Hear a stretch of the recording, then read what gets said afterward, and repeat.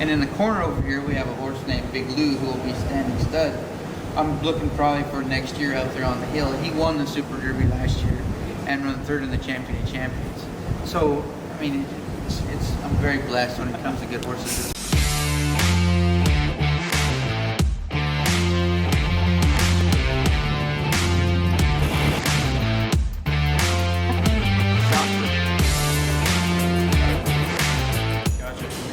When you get horses in, how do you, where are they at when you're getting them in? Are they, never been on a trailer before? Have they been halter broke? How do you get them in? Okay, whenever we get them in, the lady that works up there at the Lady that takes care of all of them, Gail, she has them all halter broke and they are walker proof. But they've never left the place up there on the hill, up on the nursery. So we basically load them in the trailer, and we're real fortunate when we get them in here. They're not as wild. They've been trimmed, they're walker broke, and they're halter broke.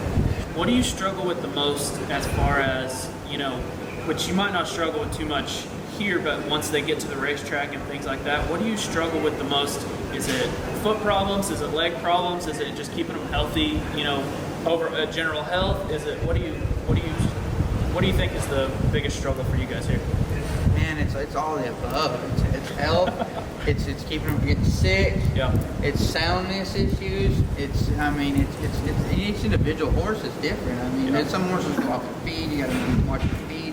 They're all they're all different. So I mean, all the above of what you said is a concern. Something that y'all deal with.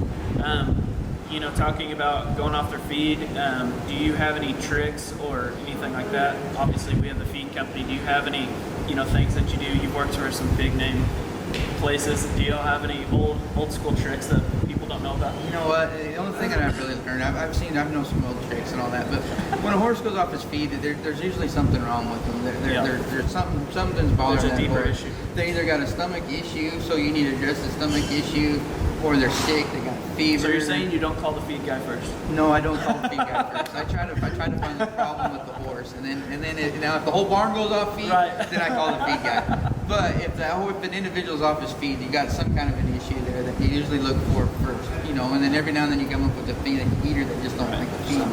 But that's not very often. Gotcha. So talk about your routine here.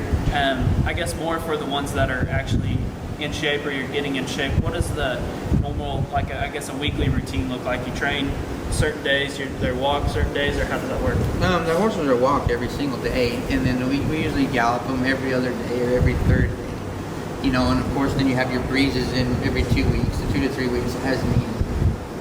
How do you, what percentage of time do you spend working on, obviously quarter horses is huge in coming out of the gates fast. How much time do you spend, I guess with each horse, like you said, they're all going to be different, but what percentage of their training is actually spent on gate work?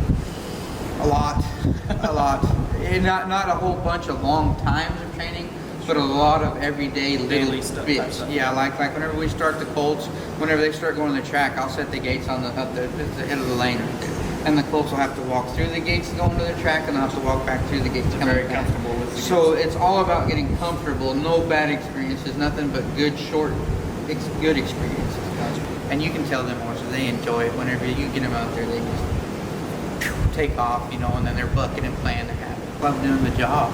I love working with young horses and developing young horses. And of course, when you're here with this kind of with this kind of team that we have here, from the top to the bottom, to the help, to the gallop boys, to the jockeys, it's just a great environment. I mean, it's wake up and look forward to going to work every day. So what do y'all do with any horses that don't make it at the racetrack? How do you basically have a different avenue for them? They have a ranch down there in Orlando, Texas, and they have a guy working for them named Bobby Moe. And we send all those horses down there, the geldings and a lot of some of the fillies, that don't make the cut. And they ride them and make performance horses out of them. Some of them make barrel horses, some of them make team roping horses. But they have a really good crew down there set up so that horses have an alternative life after racing through there.